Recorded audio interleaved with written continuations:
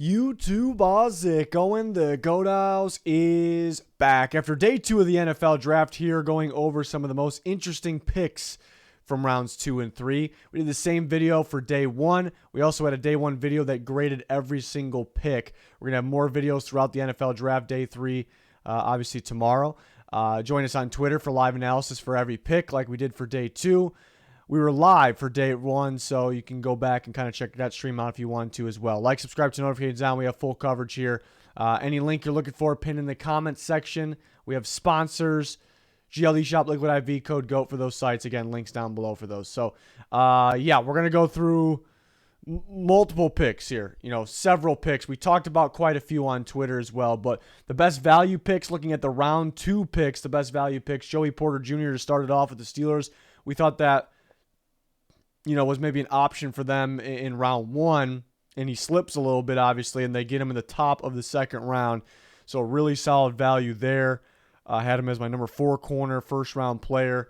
The only downside with him is he struggled a little bit against the in-breaking routes, can get a little bit grabby. I hope the Steelers add a little bit more zone coverage this year because I think he's a good press. I think he'll be a good press zone guy, but can mix it up a little bit. Titans, they move up for Will Levis, but it's still worth it there. You get a first-round quarterback, even though I wasn't super high on him. I still thought, he was worth a later first-round pick with his upside, with his arm talent. You just got to work on quite a few things there, but lacking the touch on the ball. Kind of one-speed guy for the most part in terms of the velocity on the passes, but you kind of remember he was really good in 2021, lost his coordinator, offensive line got even worse, play calling was kind of rough. So, talent's in there somewhere. So the Titans take a shot on a quarterback again this year. And if it works out, it's an absolute steal in the second round. If it doesn't, yeah, you did trade up and used an early pick, but it's not like you used a first round pick on it. So, and there was some talk about them getting him early in the first round. I don't know if that was ever a thing, obviously, but good value down here. Michael Mayer, surprising that he dropped, and he kept dropping a little bit. I was surprised he got by the Lions in round 2. So the Raiders make sure that they go up and get him there. I remember a different type of tight end. I remember they lost Darren Waller, in a trade during the offseason, so earlier this offseason. So adding Mayer's pretty big. I mean, big-time contested catcher, do-it-all type tight end, which is a big-time playmaker for Notre Dame. Maybe the best tight end in their history of that program, and that's a pretty good tight end university there as well. Cardinals picking B.J. Ojulari. So out of these picks that I have on your screen right now, this was my favorite fit. And that was picking a favorite fit out of these was tough between Ojulari and this next one, Julius Brents. But yeah, Ojulari I had a first-round grade on. He was my number 5 pass rusher in the class. I love the pass rush moves, especially the flexibility, showing that dip move on the outside. Reminded me of Harold Landry a little bit. He can align in different spots as well, like stand up and rush from the inside. So you get creative with him. He's a good athlete, and he has some good power to him. Sometimes in the run game struggles to get off blocks. That's kind of the knock on him. But Young still has a lot of upside.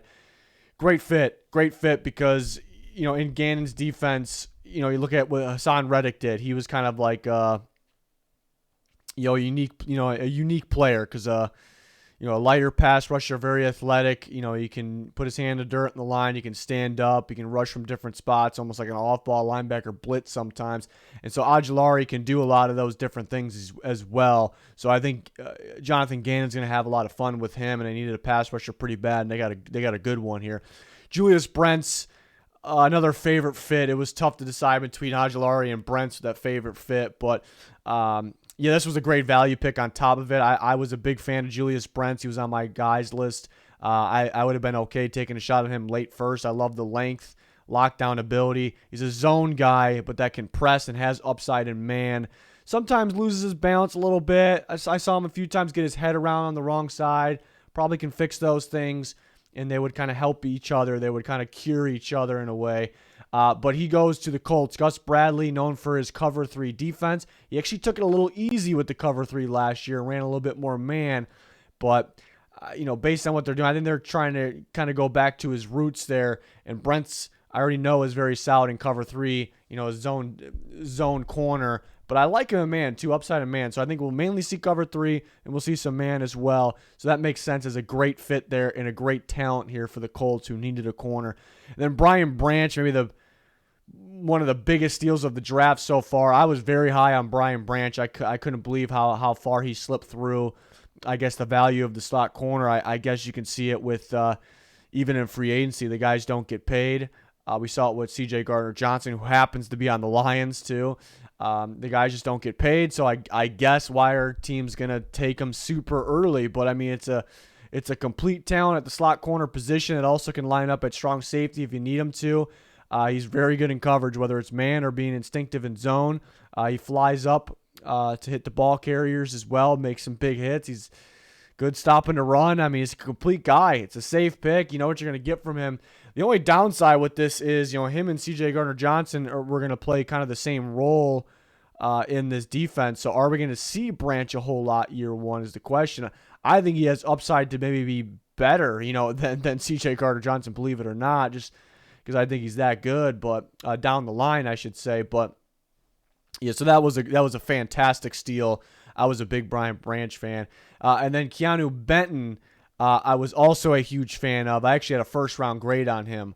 I loved his tape. This is a powerful guy that got really good interior pressure, dominant stopping to run, throwing some guards around this year. A few years, the last couple of years, he was playing more nose tackle or more in the A gap. This past year, they got him going a little bit more into B gap. And he looked really good there. So it looked like a natural defensive tackle. So I love that. At first, you might actually see a good split or a lot of time at the nose, which he's good at. But that's because they have Cam Hayward and Ogunjobi. So they're going to need somebody to, take some snaps there. But I mean, he can come in for a guy like Ogunjobi or on passing downs. You can use all three or on running downs, you can use all three. So I love the value there. Can't wait to see how they're going to use them. I was a huge fan. And Osiris Torrance, I thought there was a possibility that the Bills could take him with their first-round pick, and they get him down here. They get a plug-and-play starting guard, which they definitely needed there because the offensive line's been it's been struggling a little bit. So definitely needed a starter, and they get one. They're fortunate to get one here in the second round in Osiris Torrance. So, some good picks there. Take a look at some of my favorite value picks from round 3. Drew Sanders, which is my favorite out of this list of guys on your screen, my favorite fit with the Broncos. This was my number one linebacker in the class. A lot of upside. Only played the position for 1 year, so very impressive what he was able to do. Not afraid to get downhill, fill gaps. Really good at shedding blocks. Really rangy, athletic, lengthy as well. Really good blitzer. Kind of shows that he used to be a former pass rusher. I mean, you kind of see it. So a ton of upside there. Did miss some tackles. I think he could get better at that. A lot of upside to linebacker position. But then you factor in that, he's going to a Vance Joseph defense with the Broncos. He likes to blitz his linebackers a bit, and you got a blitzing linebacker here with a ton of upside. So thought that made a lot of sense. They're going to have some fun with him. Lions taking Hendon Hooker, my number 4 quarterback in the class. I liked his tape at Tennessee. 2 years ago, not so much, even though he was all right still, but big difference. He was very productive for them. He got the arm talent, accuracy, velocity. His footwork. I thought his footwork was the best in the class. I thought that the lower body mechanics were pretty much polished. So knock on him when he's a little older, coming off the injury, but talented guy. Could sit behind Goff for a year and then we can go from there. Could end up being a steal of a pick there and could be their future starting quarterback. Another Tennessee guy, 3 in a row actually on this list, and 2 of them were picked in a row. Hyatt and Tillman, the 2 receivers. But the Giants taking Jalen Hyatt. He was my number 3 receiver in the class. I think people overthinking it. Teams kind of overthinking a little bit because they had a unique system over there, wide split. So Hyatt's playing a slot on the numbers, so it is weird. But at the end of the day, you got this elite speed guy that's really good at tracking the football, that makes big play after big play. Dominant at times. I mean, especially the Alabama game. People worry that he didn't see press. Well, NFL receivers don't really see press from the slot either. So you can put him there, let him go to work. Something that the Giants needed here, and a big-time playmaker. And he's tougher than maybe his body type might say, too. He can actually block. He's pretty decent after the catch. So I thought it was a big-time steal. I was a fan of Jalen Hyatt. And then Cedric Tillman I liked a lot as well. It's just your ex-receiver that is physical, can win contested catches. Catches in traffic were ridiculous for Tillman. Was super productive in 2021. This year he was somewhat productive, playing with the injury, had surgery, played right after the surgery as well. Shows the toughness, but he was better when he was fully healthy. It makes sense. I think he's going to be productive for the Browns right away. I think he's going to catch a lot of footballs from Deshaun Watson right away. Him, Cooper, Elijah Moore, they're going to use that trio quite a bit. And of course they have Peoples-Jones as well, but I like Tillman there in that X receiver spot. Then Josh Downs, who I was a huge fan of as well. He was actually my receiver 4. I mean, I thought this was what you're going to get with Josh Downs. It's a very safe pick to me. It's a slot receiver he's already a slot receiver. It's not like you're moving him there. He's been very productive there. He's been very good with his footwork and getting separation, and he's been a beast contested catcher for a smaller. That's the only knock on him, is that he doesn't really play outside and he's a smaller guy, but he can really, really get to work from the slot. So I love the value there, and I love the player there for the Colts. Ravens take Trenton Simpson. It's good value. It's my number 2 linebacker in a class. Another raw kind of upside guy, though. I wouldn't expect to see a whole lot of him right away. Most of his career at Clemson, when he played, was before this year, was more actually in the slot. He was listed as a linebacker. He would play at linebacker sometimes, but he would cover from the slot. He was basically a slot corner. Not too many people will tell you about that, but that is the truth. And this year, change of defense coordinator, he goes to actually play linebacker, and you see the freaky athleticism, you see the range, you see the coverage skills from linebacker, still can line up in the slot. He's a little bit of hesitation, still learning the linebacker position, trying to pick everything up, the instincts, he's still trying to get there, but a lot of upside as long as he just keeps on playing more and more. I thought he would go to a 4-3 outside role, like weak side, where you can drop him in coverage and you can kind of rush him there, but he ends up going 3-4 and he'll be inside. But I do like the blitzing ability from the inside. So that's interesting. It's really good value, though. And Darnell Washington ended up slipping, apparently a little bit of injury concern, perhaps, but which we didn't really know about until today. But a big-time blocking tight end with freaky upside in the pass catching game there, because he's a big target, got good hands, good red zone target. Sometimes he does look a little stiff after catching the ball, though, so maybe that was a little bit of an issue for teams, but a really good blocker, and the Steelers got another blocker from Georgia in the first round, so very interesting stuff. Just really good value there because he ended up slipping through. So to talk about the some good fits that stood out that we didn't get the chance to talk about yet. So, half this list is from round 2, half the list is from round 3. Jonathan Mingo, who I liked a lot. I was a fan of his game. I was pretty hyped on him early in the process. They didn't get tremendous value with that pick. It's right around where he should have went, but I really do like the player, and I really do like the fit. They had more weapons for Bryce Young. It's a guy that can play inside, outside. Ole Miss even lined him up like a tight end or like a wing back, where they just had him block, because he's very good at blocking. Right, definitely, it's a right guy. You definitely will like that. And he's big, he can run routes, and he's fast. So there's a lot to like about him. A lot of upside. Why wasn't he productive? Yeah, you wish there was more production, but again, Ole Miss used him in different weird ways because they wanted to get the most out of him. They need some help blocking. So I think he'll be pretty damn good for the Panthers there. Isaiah Foskey, which out of that second round more good fits list, is my favorite fit there. I was kind of hyping that up as a really good fit with the Saints, because the Saints have a type. They want to, you got to have certain size, when it comes to, I guess, weight and length and, just the measurables like that. And I think you got to be solid as well. And Isaiah Foskey's been solid his whole career at Notre Dame. So it felt like a Saints pass rusher to me. He's actually very comparable, measurables and like testing numbers at the combine to Marcus Davenport, who they lost in free agency. So that's a good pick. I think he'll be good with the Saints. Fits right in. Has some upside too. Keon White to the Patriots. I like the fit there. He's kind of a boomer bust type player, but you go to the Patriots, a team that moves some guys around a bit, and I think we can see him play, in multiple different alignments, really, and then he can drop back in coverage as well, and the Patriots are good kind of getting the most out of these types of guys, so I do like that fit for him. And DJ Turner with the Bengals, they're kind of fans of the smaller corners, the guys that can play, then they get the most out of them, they get past like the size issue with them. And they like corners that can mix it up a bit, play some man, play some zone, play press, play off, because that's what the Bengals do on defense. So Turner kind of fits that as well. They also drafted Daxton Hill from Michigan last year. Now they get another one, a former teammate there in DJ Turner. So that was a pretty good fit. Saints again, Kendre Miller. I like Kendre Miller a lot from TCU. I just like the fit there. It just seems like a good guy to have at the start behind Jamal Williams, but does Kamara get suspended, so you can use both of them probably there, obviously, but one for the future, could be the Saints like long-term RB1 option, like if you're going, it's going to be Kamara for a little bit still, obviously, but like down the line, it could be a good 1-2 punch, but then down the line, Miller maybe taking over as that guy when Kamara's off that next contract, because Miller's only 20, so he still has a lot of upside. He's got that RB1 build. I like that. He had good play too, and was getting better every step of the way. Marte Mapu is the guy I was hyping up.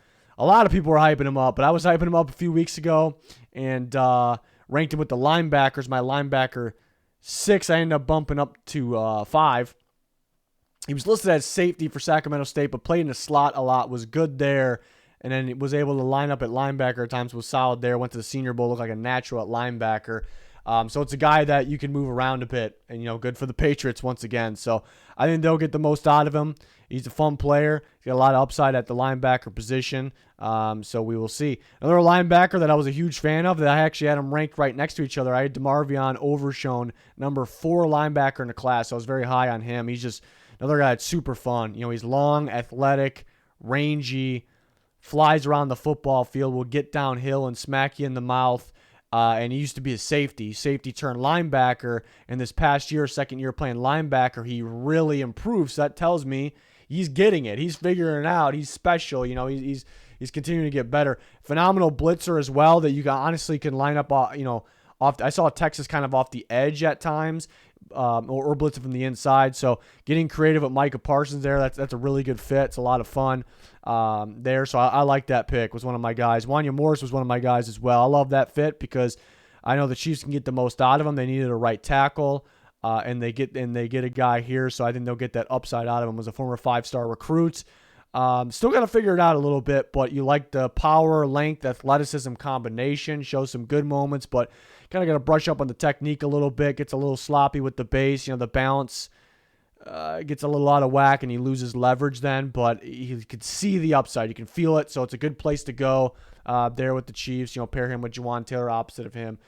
So that was my favorite fit out of these 4 third-round options. Next, some interesting picks from round 2. Matthew Bergeron, who some people were kind of high on. I wasn't as high on most of the other people, but some people were talking guard, and I didn't really see him as a guard. I liked him at tackle, but I kind of half understood why people were saying guard, because he's a good run blocker. But the Falcons take him. They don't really need a tackle right now. They need one more guard, so it looks like they'll put him at guard. But he is a good run blocker, so he'll do that well there. But my issue was where he struggled in the passing game. It was against bull rushes from edge rushers, and they would drive him straight back. It would collapse the pocket, get him off balance as well. So if he goes to guard, and in the passing game, defensive tackles who are more powerful, and it's more just straight bull rush, how's that going to work out? So I think he's going to be a really good run blocker, but I really worry about him in terms of the pass protection against NFL defensive tackles. So it's an interesting one. Joe Tippmann's interesting. I like Joe Tippmann. He was my number 1 center in the class. I like his upside at guard. It's very interesting because what are the Jets going to do with him right away? They're going to use him right away. Is it going to more of the future? Because their interior offense line is back. They signed Connor McGovern to a 1-year deal. He's back at center. They have Elijah Vera Tucker and Laken Tomlinson, who's a really good guard duo there. So he could can't battle with McGovern, or he can just take McGovern's spot when he leaves off the 1-year deal. Or, like I said, he has upside at guard. He can move the guard, and Elijah Vera Tucker, who has experience at tackle can go out to tackle. Maybe Dwayne Brown starts at the other one, Becton on the bench then. So you got multiple different scenarios here. Could again just be simple. Could be the center of the future. So I do like Tippmann. He's talented. It's just very kind of like intriguing for the reasons. Jaden Reed, the Packers, took a receiver kind of early there, so that's good for the Packers. They needed one, and I like Reed. He's a tough guy, good contested catcher. I like him for the slot overall. I was very surprised that they took him over a list of other receivers. I liked Reed, thought of him more of a third-round guy. But yeah, I guess they have a certain type, I suppose. Packers are weird with their receivers, so it's kind of what they always do. They kind of surprise a little bit. So I thought that was an interesting pick. Cam Smith is a very intriguing pick, the corner from South Carolina for the Dolphins here. You watch the tape, and the South Carolina split in man and zone, and he was way better in zone than man, way better. In man, when his back turns towards the ball, the quarterback, which happens in man, that's where he struggled a little bit, and he could get a little grabby. When he was able to kind of just sit in a zone and read the quarterback, he was flying up, making plays on the ball constantly. So I love that. It felt like a really good zone corner. Fangio's usually a man guy. He'll throw some cover 4 in there, especially with Jalen Ramsey in there.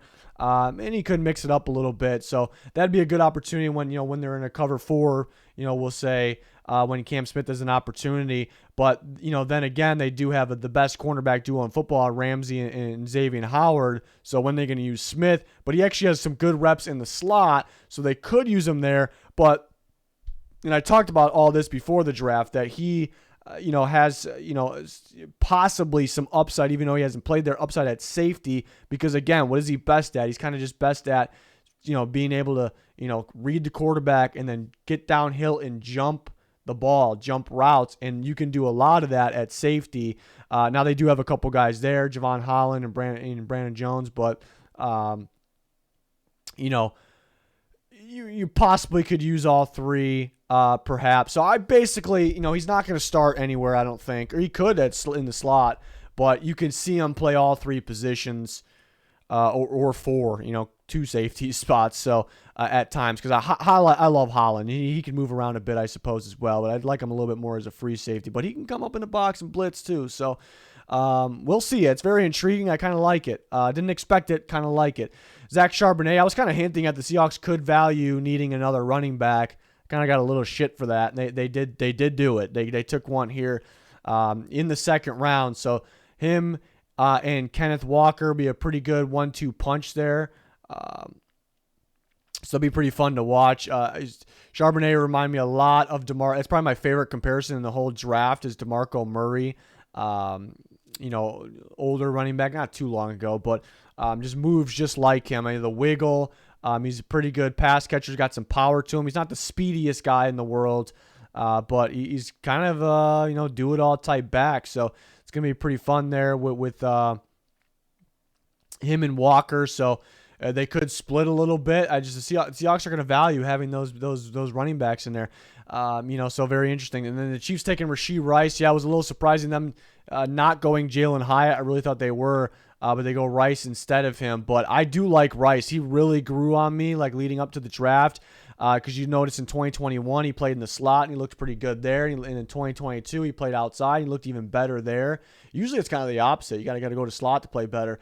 But I like that he was effective in both, but he was better outside, and he's physical. He's a good contested catcher. He can block as well. So it should be fun with the Chiefs there. I'm going to trust them with the receivers. Bears taking Tyreek Stevenson was interesting. They traded up. That was interesting to trade up and get him. I do like his game. He's physical, will come up and hit you in the mouth, can press. More of a man guy. Bears going to run cover 2, but usually you like the man guys for that because you want a guy that can press and stick with the guy as long as he can and not just only sit in the flat and cover 2. So that kind of makes sense as well. It is a little intriguing, though, because, yeah, that the trade up, maybe him ahead of guys like Ringo, an upside guy for the Bears would have made some sense. But yeah, he had some off the field issues in the past before Miami, but when he was at Georgia, and I thought that it's a different situation, But I thought it was interesting because I know some Bears fans wanted Jalen Carter last night, and then maybe they passed on him because of the off the field issues. But here's a guy, again, different situations. One way more recent, and different circumstances. But yeah, he had some issues and multiple issues in the past at Georgia. He didn't actually technically get kicked out.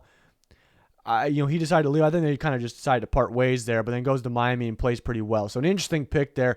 And then Marvin Mims is interesting, and I do like Marvin Mims. I moved him in my top 10 receivers before the draft. I like the body control, the downfield ability, big play ability, the speed. The only knock was he kind of played on one side of the field and didn't have a huge route tree. So he's going to do a little bit more. But it's very interesting because okay, the Broncos were going to trade Sutton or Judy, one of the two, and then they weren't. They know we're not trading him, and then they draft the receiver pretty high, and they trade up to get him, and he's a pretty good receiver. All right, maybe they're going to, are they? I mean, I think they would have done it by now if they were. So I guess really loading up that receiver room, but some uncertainty for the future for some of those guys, but I do like Mims for them.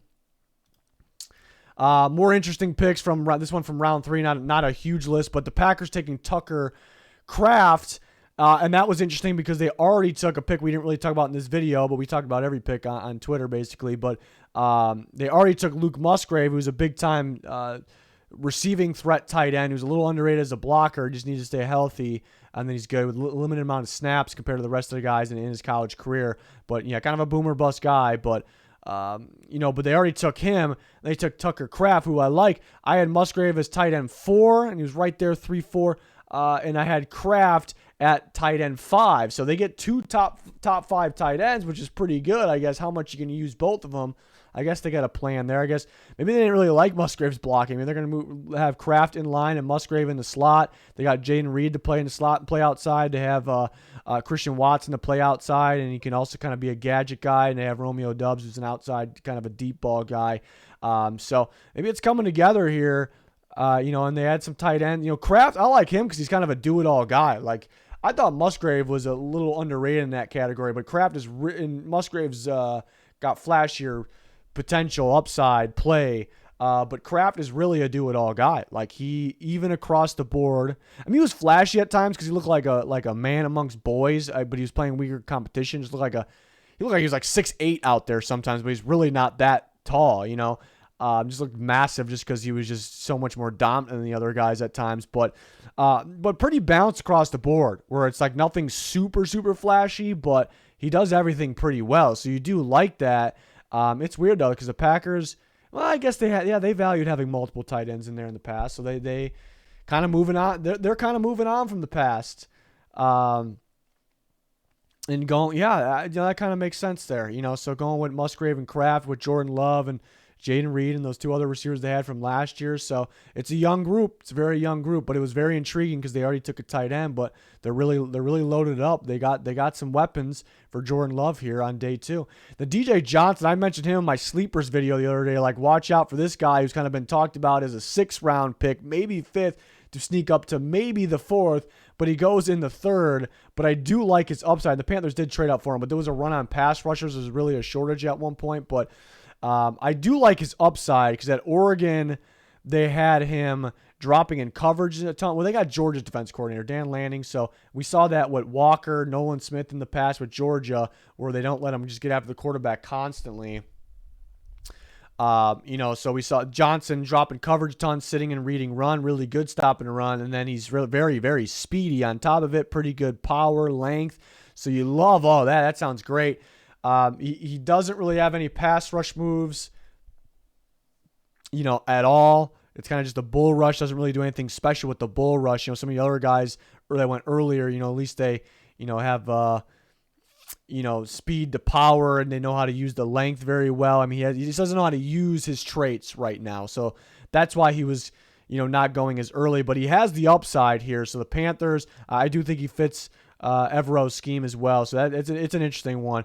Tyjae Spears is an interesting one for the Titans. I do like him as a back. He's fun to watch, kind of a do-it-all guy, can catch the ball very well. Really good really effective with the ball in his hands. So interesting. They add him to the mix with Derrick Henry. They did have Hassan Haskins. I do think Spears is better than him. But the major concern with Spears was he had a past knee injury that almost made him retire. I mean, you can find the quote from him talking about it that he really thought he was going to quit football. Like, he didn't think there was any coming back for it. From it, and that's not right when it happens. It's not like emotional right when it happens. He's just like when he was trying to get better, he was struggling to do so. So that's tough. That's really tough. So I thought he could possibly drop a little bit more because of that, but talent-wise, definitely up here. He's a good pass catcher and route runner, and I talked about this on Twitter. Like, he might be like the kind of jokingly, but almost not. Like, he could be one of the top receivers for the Titans, and he's not even a receiver. They need a receiver that bad. I really thought they were going to go Tyler Scott with this pick. I really thought so, and that would have been pretty good, but he's still available, so maybe they can do some damage here coming up. But they need receivers so bad for Will Levis, unless he's going to sit. It's very possible behind Tannehill. Interesting pick. Yaya Diaby, who freak athlete, and for freaky of an athlete he is, he's kind of strong because Louisville, would play him over the tackle a lot, even inside the tackle. You do a pretty good job stopping the run, and he learned to kind of the Will McDonald of this range of the draft, where he was kind of played out of position but was good there and was able to learn, develop power from playing in a very tough role. But when he's played in the right role, using his athleticism, kind of just rushing outside the tackle, he's got a lot of upside, and the Buccaneers will do that. They will do it. You have Shaq Barrett, and the other side's Tryon Shoyinka is going to start, but Diaby's going to get mixed in there, and they're into the beauty of being able to move him around too, possibly because he did it at Louisville. And then Riley Moss, very intriguing because he's a corner.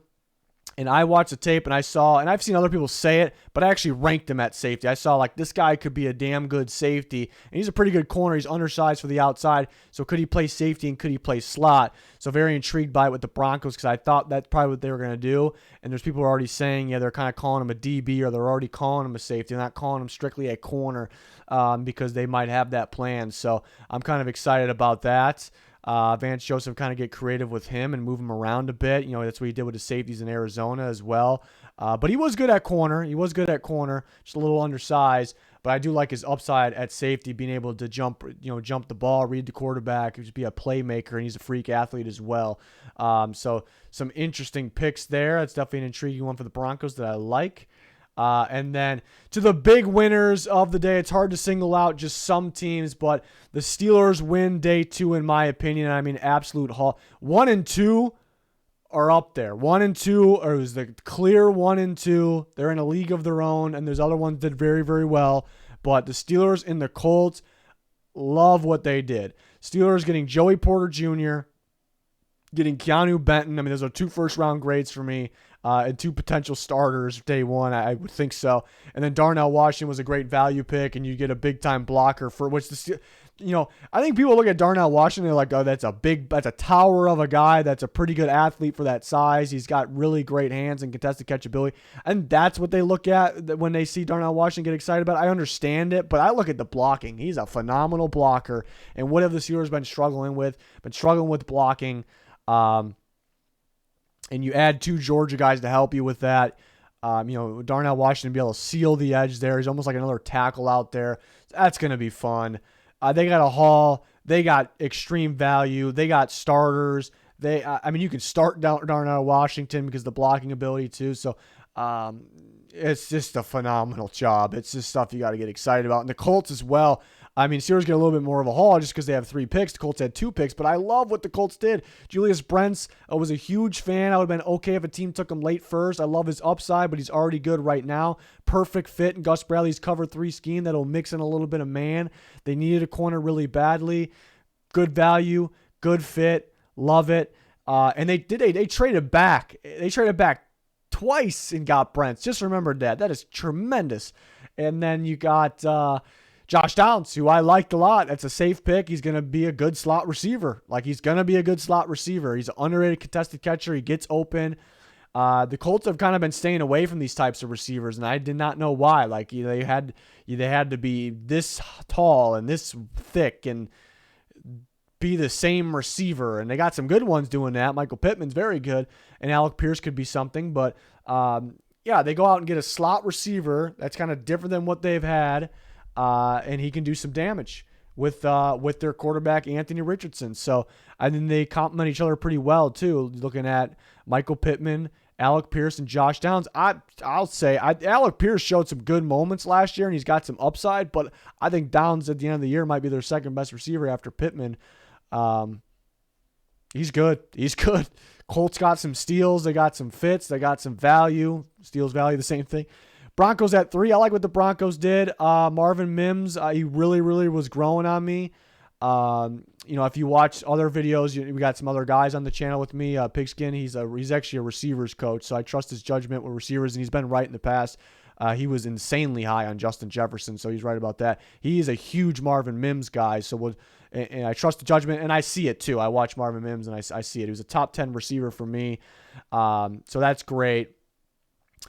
Drew Sanders was a steal. It was my number 1 linebacker in the class. Not only was it a steal, I think it was a need. Not only that, it's a tremendous fit. I keep saying tremendous. It was a tremendous fit in Vance Joseph's defense here with the blitz ability. You get so creative with him. He's got so much upside. And then Riley Moss. I think I was on to something with safety, but being able to play slot and play outside corner as well. That's how Vance Joseph will use him, so I'm a little excited about that as well. So the Broncos got a pretty good haul. There was nothing like crazy wow, but I mean there was Drew Sanders, but the other two picks were just they were good. And then with the Saints at number 4, yeah, nothing was like wow really. I do really like the fits. Nothing was really like wow, but you take a look at the 2 guys they got. They got 2 guys on my guys list. They got Isaiah Foskey, and I do absolutely love the fit. Absolutely love it. And he's productive. He's big. He's fast. He's strong. He's lengthy. And he's still got room to grow. Could use some more pass rush moves, and he already has production. And it's remind me a lot of Marcus Davenport, so it makes a lot of sense. And Kendre Miller is on my guys list as well. I think it's a 20-year-old, young, just getting going running back that has RB1 build. Running back class is good, but something you notice, how many legit running backs, like good running backs that have like that build, like you're anywhere between 5'10", I almost want to say 5'11", 6 feet, and 220 plus pounds. Like how many good ones are in this class? There are not many. There's good running backs. A lot of them are a little undersized. So you get a legit running back for the future here. I like to think the Saints know their running backs too, and he'll be used, and it's good to, even if he doesn't play a whole lot right away, which I think he will because Camaro gets suspended, but even learning from Jamal Williams is fantastic. So,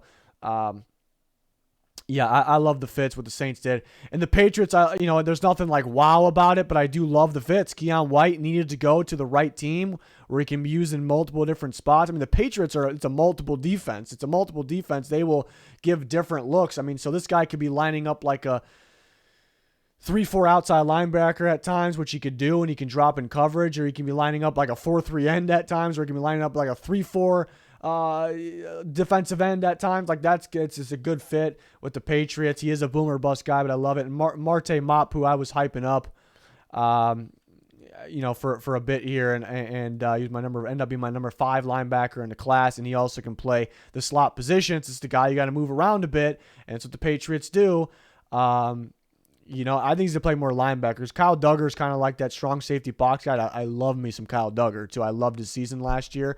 So, like, having those creative guys in there, like, together, just great. So, they didn't really get any steals, but I just love the fits and what they're going to be able to do, get creative there. The more I'm talking about it, the more I'm liking it. Should I bump it up to 4 or 3? They're all about in the same boat.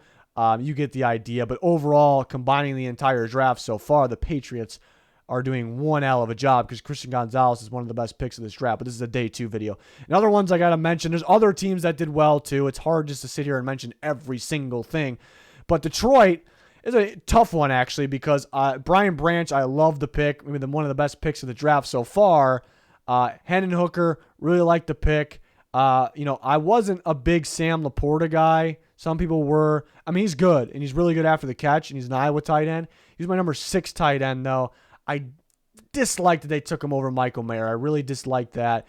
And then they take the Western Kentucky defensive tackle, Broderick Martin, and with their last pick. And it was a little early. We thought they would have taken a defensive tackle a little bit earlier. But then there was 2 pretty damn good value picks in there, so that made me want to put it up. But at the same time, and it's not what it's all about. It's a small part of what I'm about to say. It's a small part of it is how much they get better with today's draft. Because Branch, is he behind C.J. Gardner-Johnson? And then Hooker, we know, is behind Jared Goff, and then because Branch is like 90%, a slot guy. Gardner Johnson played a lot of safety with the Eagles last year, but it was more like he was in the slot or he was kind of playing a free role. And Kirby Joseph's a beast; he's going to play free. So how much they can use these guys? How much did today impact them on taking that step towards winning the NFC North? They're still going to be very good, and overall, it's a good day. I have them listed here. So the Chiefs. I love the Wanya Morris pick, and they did add Rashee Rice, who was growing. I mean, it's a solid pick.